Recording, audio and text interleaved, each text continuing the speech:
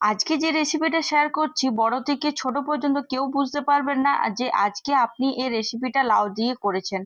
অনেকে হয়তো আপনারা মনে করছেন যে লাউয়ের তরকারি বা লাউ ঘন্ট কিছু একটা রেসিপি আপনাদের সাথে শেয়ার করব, কিন্তু একদমই না। আজকে যে রেসিপিটা শেয়ার করব একদম অন্যরকম আর চটজলদি হয়ে যাবে, খুব একটা সময়ও লাগবে না।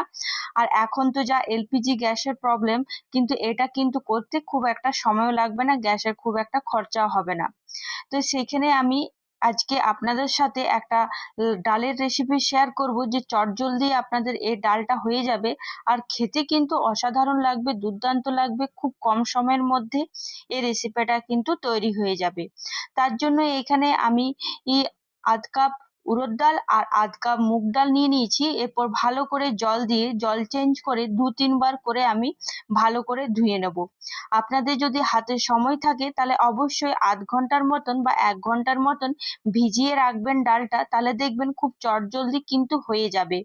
আর এখন থেকে কিন্তু এই ডালটা ভিজিয়ে রাখার চেষ্টা করবেন, তাহলে গ্যাসে খুব কম খরচা হবে। আর এদিকে একটা আমি বড় লাউ নিয়েছি, এই পুরো লাউটা কিন্তু আমি দেব না, আমি হাফেরও হাফ লাউ ইউজ করব। এরপর লাউয়ের যে চোখাটা থাকবে সেই চোখাটা আমরা কেটে কিন্তু বাদ দিয়ে দেবো।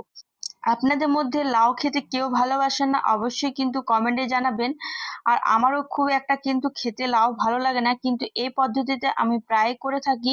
খেতে কিন্তু অসাধারণ লাগে, বোঝাই যায় না যে ডালের সাথে লাউ আছে। আর ছোট বাচ্চারা কিন্তু এমনিই খেয়ে নেবে, ওরা কিন্তু বুঝতেই পারবে না যার ডালের মধ্যে আপনি লাউ দিয়ে করেছেন। দেখুন এখানে আমার লাউয়ের খুব ভালোভাবে চোখা ছাড়ানো হয়ে গেছে, চোখাটা এরপর আমি ফেলে লাউটাকে ভালো করে আরেকবার ধুয়ে নিলাম। এরপর লাউটাকে আমি বেশ ছোট ছোট করে কেটে নেব। একদম ছোট ছোট ভাবে সম্ভব, যতটা সম্ভব ততটাই কিন্তু আমরা ছোট করে কাটবো। আর তাছাড়া কিন্তু প্রেসার কুকারে ভালো করে সেদ্ধও হয়ে যাবে। বেশি বড় বড় থাকলে তখন কিন্তু বাচ্চারা খেতেও চাইবে না, আর কিন্তু মুখে লাগলে এতটা কিন্তু ভালো লাগবে না। তাই চেষ্টা করবেন একদম ছোট ছোট করে লাউটাকে একদম কেটে নেওয়া। আর এভাবে আপনারা কে কে ডাল বানিয়েছেন অবশ্যই কিন্তু আমাকে কমেন্টে জানাতে ভুলবেন না।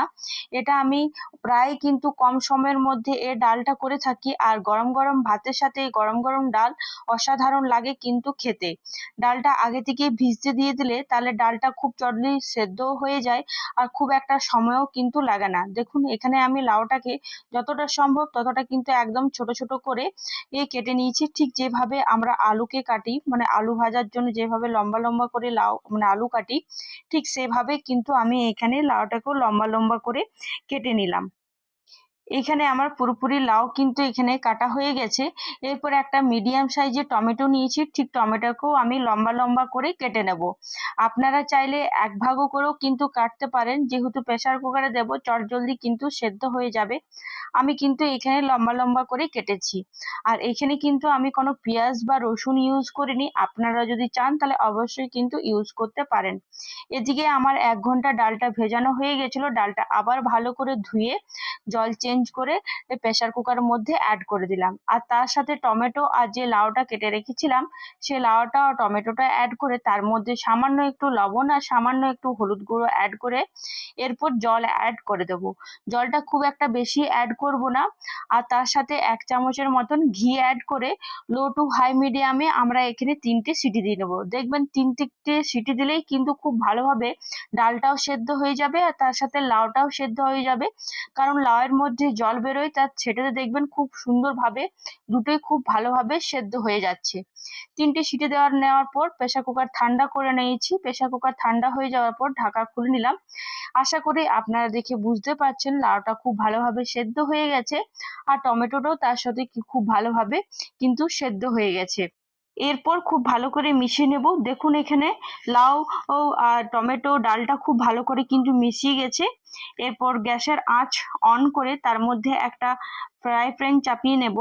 এরপর একটা তাড়কা দেবো, তার জন্য এখানে সর্ষের তেল অ্যাড করে দেবো ১ চামচের মতন, অ্যাড করলেই কিন্তু হয়ে যাবে। এরপর ১ চামচ গোটা জিরে অ্যাড করব, তার সাথে একটা শুকনো লঙ্কা, সামান্য একটু হিং অ্যাড করে দেবো। শুকনো লঙ্কাটা আর জিরাটা ভালো করে ভাজা হয়ে গেলেই আমরা কিন্তু এই ডালটার মধ্যে অ্যাড করে দেবো। গরম গরম ভাতের সাথে খেতে কিন্তু অসাধারণ লাগে। আপনারা চাইলে কিন্তু এটা রুটি পরোটার সাথেও খেতে পারেন। রাতে ডিনার হিসাবেও কিন্তু চটজলদি এটা আপনারা কিন্তু করতে পারেন। আশা করি আপনাদের সকলের কিন্তু এই ভিডিওটা খুব ভালো লেগেছে। যদি ভালো লেগে থাকে তাহলে অবশ্যই একটা লাইক করে যাবেন। এরপর এই ডালটার মধ্যে এই তেলটা অ্যাড করে দেব আর ওপর থেকে সামান্য একটু ধনেপাতা কুচি অ্যাড করে দেব। আপনাদের কাছে যদি ধনেপাতা কুচি থাকে তাহলে অবশ্যই কিন্তু অ্যাড করবেন, আর কিন্তু কিছু এখানে অ্যাড করার নেই। আমাদের তাহলে এই রেসিপিটা পুরোপুরি কমপ্লিট হয়ে যাবে। ভালো করে এরপর মিশিয়ে নেব, তাহলে আমাদের লাউ ডাল বা ডাল লাউ যে বলুন না কেন এই রেসিপিটা কিন্তু তৈরি। এরপর ঢাকা দিয়ে রেখে দেবো যতক্ষণ না পরিবেশন করছি। আশা করি আপনাদের সকলের খুব ভালো লেগেছে। এভাবে পাশে থাকুন। অসংখ্য ধন্যবাদ। এমনি নতুন নতুন ভিডিও আবার আপনাদের সাথে শেয়ার করব, তার জন্য ভিডিওটা সাবস্ক্রাইব করে রাখুন।